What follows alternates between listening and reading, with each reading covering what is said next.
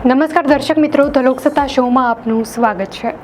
હાલમાં પંજાબ અને જમ્મુ કાશ્મીરના પહાડી વિસ્તારોમાં સતત ભારે વરસાદ થઈ રહ્યો છે, જેના કારણે પંજાબના અનેક જિલ્લાઓ પટિયાલા, જાલંધર, ગુરદાસપુર, હોશિયારપુર, અમૃતસર, કપૂરથલા, ફિરોઝપુર અને ફાઝિલકાના ગામડાઓમાં પાણી ઘૂસી ગયું છે। નદીઓ અને નાળા પાણીથી છલકાઈ રહ્યા છે, જેના કારણે ગામડાના નીચલા વિસ્તારો પૂરમાં ગરકાવ થયા છે। પંજાબ સરકાર સાથે ભારતીય સેના અને એનડીઆરએફની ટીમો ઘણી જગ્યાએ બચાવ કામગીરીમાં લાગી ગઈ છે।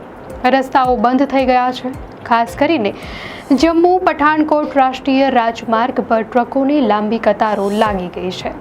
ઘણા તીર્થયાત્રીઓ જે વૈષ્ણોદેવી તથા બીજા પવિત્ર સ્થળોની મુલાકાતે જવા ઈચ્છતા હતા, તેઓ પણ માર્ગ ખુલવાની રાહ જોઈ રહ્યા છે। જમ્મુ કાશ્મીરથી પઠાણકોટના માધોપુર વિસ્તાર મારફતે પંજાબમાં પ્રવેશ કરતી રાવી નદીમાં બુધવારે અચાનક પૂર આવી ગયું।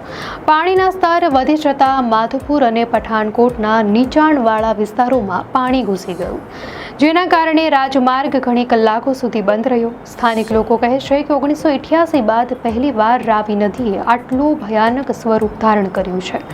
પઠાણકોટમાં ઘણા સ્થળોએ ઝાડ ઉખડી ગયા છે, રસ્તાઓ તૂટી ગયા છે અને નદી કાંઠે આવેલા કેટલાક હોટેલ તથા દુકાનોને પણ ભારે નુકસાન થયું છે।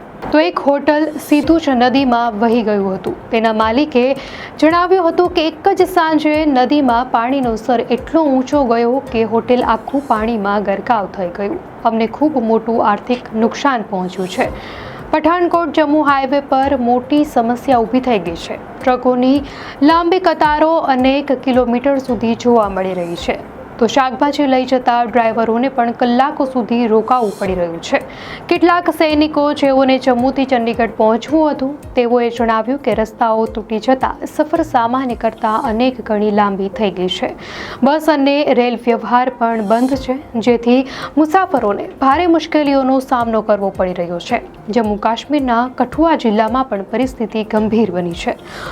લક્ષ્મણપુર વિસ્તાર પાસે રાવી નદીનું પાણી ઘૂસી જતા એક બાજુનો હાઈવે પૂરેપૂરો વહી ગયો છે। તો ઘરોમાં પાણી ઘૂસી જતા લોકોને સુરક્ષિત સ્થળોએ ખસેડવામાં આવ્યા છે। ડેપ્યુટી કમિશનર રાજેશ શર્માએ જણાવ્યું હતું કે પહાડી વિસ્તારોમાં સતત વરસાદને કારણે પાણી બહુ ઝડપથી મેદાની વિસ્તારોમાં આવી રહ્યું છે અને જો વરસાદ ચાલુ રહ્યો તો હાલત વધુ ભયાનક બની શકે છે। પઠાણકોટની નજીક માધોપુર હેડવર્ક્સ પર તો વધુ ચિંતાજનક ઘટના બની। ત્યાં આવેલા બેરેજનો એક ગેટ તૂટી ગયો, તેના કારણે અનેક કર્મચારીઓ, જેમાં એસડીઓ પણ સામેલ હતા, પાણીમાં ફસાઈ ગયા। તેમને બહાર કાઢવા માટે સૈન્યના હેલિકોપ્ટર્સની મદદ લેવાઈ। દુર્ભાગ્યે એક વ્યક્તિનો જીવ પણ ગયો। તો પઠાણકોટના ડેપ્યુટી કમિશનર આદિત્ય ઉપ્પલે જણાવ્યું કે નદીનું સ્તર સવારની સરખામણીમાં સાંજે થોડુંક ઘટ્યું છે, પરંતુ હજી પણ સતર્ક રહેવાની જરૂર છે। આગલા દિવસોમાં ફરી ભારે વરસાદની આગાહી છે। પંજાબ સરકાર, સેના અને બચાવ દળો ગામડાઓમાંથી લોકોને ખસેડી રહ્યા છે। તો એનડીઆરએફની ઘણી ટીમો બોટ દ્વારા નાગરિકોને બહાર કાઢી રહી છે। રસ્તા અને પુલો તૂટી જતા ઘણી જગ્યાઓ પર સંપર્ક તૂટી ગયો છે। આ પૂરે માત્ર ઘરો અને રસ્તાઓને જ નહીં, પરંતુ કૃષિ પર પણ મોટો પ્રહાર કર્યો છે। પંજાબના ખેડૂતો માટે આ સમય પાક કાપણીનો હોય છે, પરંતુ પાણીના ભરાવથી ખેતરોમાં ઉભેલા પાકને ભારે નુકસાન પહોંચ્યું છે। ગામડાઓમાં પશુઓને બચાવવા માટે પણ મોટી કવાયત થઈ રહી છે। લોકોમાં ડરનો માહોલ છે। જેઓએ 1988ની બાઢ જોઈ હતી, તેઓ કહે છે કે હાલની સ્થિતિ ઘણા અંશે તે સમય જેવી જ લાગે છે। પાણીના તોફાનમાં અનેક ઘર, દુકાનો અને વાહનો બગડી ગયા છે।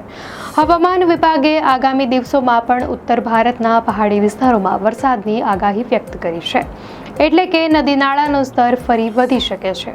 પ્રશાસન પહેલેથી જ એલર્ટ પર છે અને લોકોને પણ નીચાણવાળા વિસ્તારોમાંથી ખસવા માટે અપીલ કરી રહ્યું છે।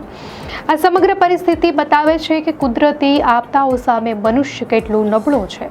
આજે પંજાબ અને જમ્મુમાં લોકોનું દૈનિક જીવન અસ્તવ્યસ્ત થઈ ગયું છે। માર્ગો, પુલો, ખેતરો, ઘરો, હોટલો બધું પાણીમાં ગરકાવ થયું છે। પરંતુ એક સકારાત્મક બાબત એ છે કે સરકાર, સેના, એનડીઆરએફ અને સ્થાનિક લોકો એક સાથે મળીને રાહત બચાવના પ્રયાસો કરી રહ્યા છે। કુદરતી આફતો રોકી શકાતી નથી, પરંતુ તેની અસર ઓછી કરી શકાય છે જો સમયસર આયોજન થાય। ડેમ અને બેરેજ મજબૂત બનાવાય અને પર્યાવરણનું સંતુલન જાળવવામાં આવે. આ પૂરની પરિસ્થિતિ આપણને યાદ અપાવે છે કે પાણી જીવન માટે અનિવાર્ય છે, પણ એ જ પાણી વિનાશનું કારણ પણ બની શકે છે.